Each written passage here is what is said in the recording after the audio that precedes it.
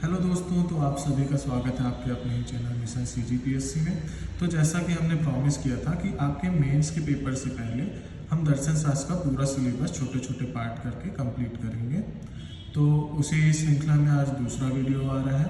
दूसरे वीडियो का जो टॉपिक है वो है दर्शन का स्वरूप। अगर आपने पहला वीडियो नहीं देखा है तो जाके देखिए, उसमें हमने दर्शन का अर्थ समझा है, पूरे डिटेल में समझा है। वो वीडियो थोड़ी लंबी हो गई थी, लेकिन ये वीडियो 10 से 15 मिनट के अंदर समाप्त हो जाएगी। और सिर्फ इसीलिए मैं इस बार पहले से नोट्स तैयार करके आया हूँ, जिससे वीडियो ज़्यादा लंबी ना हो जाए और ऐसे पढ़ाने से आपको भी आसानी से समझ में आएगा। तो आपको क्या करना है कि सबसे पहले आप एक पेन और कॉपी लेके बैठेंगे और साथ में ऐसे ही सिनॉप्सिस जैसा नोट्स बनाते चलेंगे। और यकीन कीजिए कि इस वीडियो श्रृंखला को देखने के बाद आपको दर्शन शास्त्र के लिए कोई भी दूसरा बुक या नोट्स उठाने की ज़रूरत नहीं पड़ेगी। ठीक है, तो चलिए शुरू करते हैं। और वीडियो शुरू करने से पहले वीडियो को लाइक ज़रूर कीजिए, अपने दोस्तों के साथ शेयर कीजिए। अगर कोई डाउट आता है या आपको लगता है कि कुछ और टॉपिक है जिसमें वीडियो बनाना चाहिए, जो मेन से रिलेटेड हो, प्रीलिम से रिलेटेड हो, तो उसमें आप कमेंट ज़रूर कर दीजिए। हम कोशिश करेंगे कि जल्दी से जल्दी उस टॉपिक में क्या करें, वीडियो लेके आएँ। ठीक है, तो चैनल को सब्सक्राइब भी ज़रूर करना है अगर ऐसे ही कंटेंट आपको आगे भी चाहिए तो चलिए शुरू करते हैं। तो दर्शन का स्वरूप हम जानने की कोशिश करते हैं। सिलेबस में मेंशन है दर्शन का स्वरूप। तो दर्शन का स्वरूप हमने देखा है लास्ट क्लास में कि दर्शन क्या है, जीवन और जगत से संबंधित प्रश्नों के युक्तिपूर्वक उत्तर देने का प्रयास करता है। ठीक है, तो इस प्रकार जो दर्शन का क्षेत्र है वो संपूर्ण जगत हो जाता है। ठीक है, समझने के लिए चूंकि दर्शन जीवन और जगत से संबंधित प्रश्नों का युक्तिपूर्वक आंसर देने का प्रयास करते हैं, तो दर्शन के अब क्षेत्र में क्या आ गया, संपूर्ण जगत आ गया। जीवन और जगत यहाँ मेंशन है ना, तो संपूर्ण जगत क्या हो गया, दर्शन के क्षेत्र में आ गया। अब दर्शन के क्षेत्र से ही क्या होता है, उसके स्वरूप का अनुमान किया जाता है कि दर्शन का स्वरूप कैसा होगा, वो कैसा देखा जाता है, दर्शन के क्षेत्र से ही। अब चूंकि दर्शन का क्षेत्र क्या है, संपूर्ण जगत है, तो संपूर्ण जगत है तो संपूर्ण जगत का दृश्य भाग भी और अदृश्य भाग भी। अगर मैं बात करूं दृश्य भाग की, तो हम देख सकते हैं जैसे पेड़ पौधे पहाड़ नदियां हैं, ये दृश्य भाग है, जिसका हम ज्ञान किससे कर सकते हैं, अपने इंद्रियों से, आँख से, नाक कान मुँह, इन सभी इंद्रियों से हम क्या कर सकते हैं, दृश्य भाग का ज्ञान कर सकते हैं। वैसे ही अदृश्य भाग है जो हम देख नहीं सकते, आत्मा, परमात्मा, ईश्वर की जो हम बातें करते हैं उनको हम देख नहीं पाते हैं, तो वो अदृश्य भाग होता है। ठीक है, तो इस तरीके से संपूर्ण जगत का दृश्य भाग और अदृश्य भाग का अध्ययन करते हैं। तो इस तरीके से क्या होता है कि दर्शन का क्षेत्र क्या है, अत्यंत व्यापक हो जाता है। चूँकि ये संपूर्ण जगत इसके क्षेत्र में अंतर्गत आता है और संपूर्ण जगत का दृश्य भाग अदृश्य भाग दोनों आता है, तो इसका क्षेत्र क्या है, अत्यंत व्यापक हो जाता है।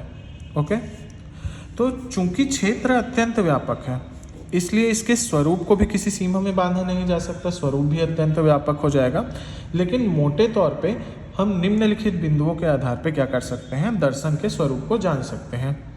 ऐसा आप लोग को एक सिनॉप्सिस जैसा आपको भी ये चार्ट पैटर्न में बना लेना है। ठीक है, जिससे पढ़ने में आसानी हो और आपका ये जो टॉपिक है, पर्टिकुलर टॉपिक, ये एक ही पेज में ख़त्म हो जाए, तो रिवाइज करने में, पढ़ने में, सब चीज़ में आसानी होगी, सारी चीज़ें सामने रहेगी।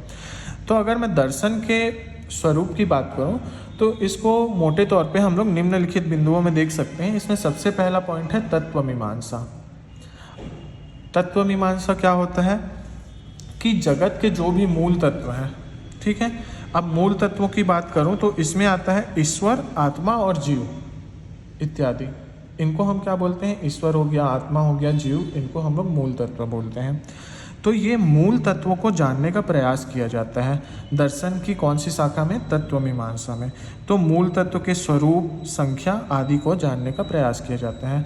हो सकता है आपसे ये 2 नंबर का भी पर्टिकुलर क्वेश्चन उठा के पूछ दे कि तत्व मीमांसा से आप क्या समझते हैं या तत्व मीमांसा के बारे में बताइए करके। तो आपको लिखना है कि तत्व मीमांसा दर्शन की वह शाखा है जिसके अंतर्गत हम जगत के मूल तत्वों को जानने का प्रयास करते हैं। मूल तत्व के स्वरूप, संख्या आदि को जानने का प्रयास किया जाता है। मूल तत्व जैसा कि ईश्वर, आत्मा, जीव इत्यादि।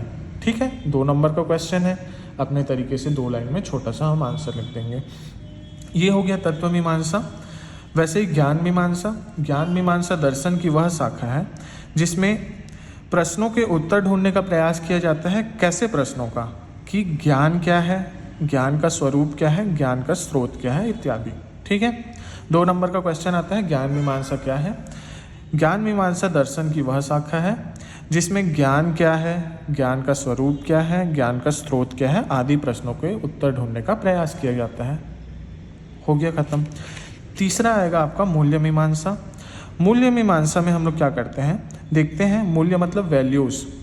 शुभ क्या है, अशुभ क्या है, उचित क्या है, अनुचित क्या है, कौन से कर्म उपयुक्त हैं, कौन से कर्म अनुपयुक्त हैं इत्यादि का क्या किया जाता है, विश्लेषण किया जाता है मूल्य मीमांसा में। ठीक है, मूल्य मीमांसा में शुभ क्या है, अशुभ क्या है, उचित क्या है, अनुचित क्या है, कौन से कर्म उपयुक्त हैं, कौन से कर्म अनुपयुक्त हैं इत्यादि का विश्लेषण किया जाता है। वैसे ही चौथा है धर्म दर्शन। तो धर्म दर्शन में क्या होता है, विश्व में विभिन्न धर्म है, बहुत सारे धर्म हैं, तो उन धर्मों में प्रचलित मान्यताओं, विश्वासों और मूल्यों का क्या किया जाता है, मूल्यांकन किया जाता है धर्म दर्शन में।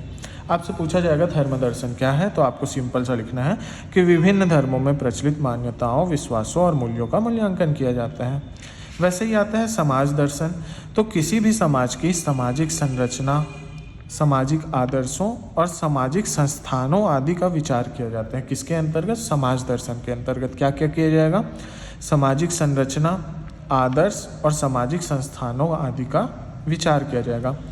ऐसे ही एक होता है राजनीतिक दर्शन। राजनीति दर्शन में क्या होगा, राजनीतिक जो भी अवधारणाएं हैं, विचारधाराएं हैं, मूल्य हैं, इनका क्या किया जाएगा, मूल्यांकन किया जाएगा। ठीक है, अवधारणाएं, कॉन्सेप्ट, आइडियोलॉजी, वैल्यूज़। ठीक, तो ये क्या हो गया, आपसे जब पूछा जाएगा कि दर्शन का स्वरूप क्या है, तो आपको सिंपल सा लिखना है कि दर्शन जीवन और जगत से संबंधित प्रश्नों की यहाँ से देख लेते हैं। पूछा जाता है कि दर्शन का स्वरूप क्या है। दर्शन जीवन और जगत से संबंधित प्रश्नों के युक्तिपूर्वक उत्तर देने का प्रयास है। इस प्रकार दर्शन के क्षेत्र में संपूर्ण जगत आ जाता है। संपूर्ण जगत का दृश्य और अदृश्य भाग दोनों आता है। इस कारण दर्शन क्या हो जाता है, अत्यंत व्यापक हो जाता है। चूँकि दर्शन के क्षेत्र से ही दर्शन के स्वरूप का अनुमान लगाया जाता है, इसलिए स्वरूप को किसी सीमा में बांधा नहीं जाता है, किसी सीमा में बांधा नहीं जा सकता और मोटे तौर पे निम्नलिखित बिंदुओं पे देखा जा सकता है। ठीक है, पहला हम लोग लिखेंगे तत्व मीमांसा, दूसरा ज्ञान मीमांसा, मूल्य मीमांसा, धर्म दर्शन, समाज दर्शन, राजनीतिक दर्शन और इत्यादि। तत्व मीमांसा के अंतर्गत हम लिखेंगे दर्शन की वह शाखा जिसके अंतर्गत मूल तत्वों को जानने का प्रयास किया जाता है। मूल तत्वों के स्वरूप, संख्या आदि को जानने का प्रयास है। मूल तत्वों का अगर हम लोग को एग्जाम्पल देना है, जैसे ईश्वर, आत्मा, जीव इत्यादि। ज्ञान मीमांसा वह शाखा है जिसके अंतर्गत हम ज्ञान का स्वरूप क्या है, ज्ञान का स्रोत क्या है आदि प्रश्नों का उत्तर ढूंढने का प्रयास करते हैं। मूल्य मीमांसा के अंतर्गत शुभ क्या है, अशुभ क्या है, उचित क्या है, अनुचित क्या है, कौन से कर्म उपयुक्त हैं, कौन से कर्म अनुपयुक्त हैं इत्यादि का क्या किया जाता है, विश्लेषण किया जाता है। धर्म दर्शन के अंतर्गत विभिन्न धर्मों में प्रचलित मान्यताओं, विश्वासों, मूल्यों का क्या किया जाता है, मूल्यांकन किया जाता है। समाज दर्शन में सामाजिक संरचना, आदर्श, संस्थानों आदि का क्या किया जाता है, विचार किया जाता है। राजनीतिक दर्शन में राजनीतिक अवधारणा, विचारधारा, मूल्य आदि का मूल्यांकन किया जाता है। इसके अतिरिक्त भी दर्शन के अनेक क्षेत्र हैं और निष्कर्षतः हम लिख लेते हैं कि दर्शन के स्वरूप की सुस्पष्ट व्याख्या संभव नहीं है, परंतु कहा जा सकता है दर्शन का संबंध मौलिक प्रश्नों से है। ठीक है, इसका जो स्वरूप है, इसकी सुस्पष्ट व्याख्या तो संभव नहीं है, लेकिन कहा जा सकता है कि इसका संबंध क्या है, मौलिक प्रश्नों से है। तो इस प्रकार से आपका दर्शन का स्वरूप वाला टॉपिक कंप्लीट होता है। ऐसे ही आपको भी क्या करना है, एक पेज में बना लेना है और इसको एक बार पढ़ लेना है। विश्वास कीजिए इससे रिलेटेड जो भी क्वेश्चंस आएंगे, इससे बाहर के क्वेश्चंस नहीं आने वाले, आज तक नहीं आए हैं ना आगे भी नहीं आएंगे। अगर दर्शन का स्वरूप से क्वेश्चंस आते हैं तो ये टॉपिक आपका कंप्लीट हो गया। अब मिलते हैं अगले टॉपिक के साथ। Okay, thank you.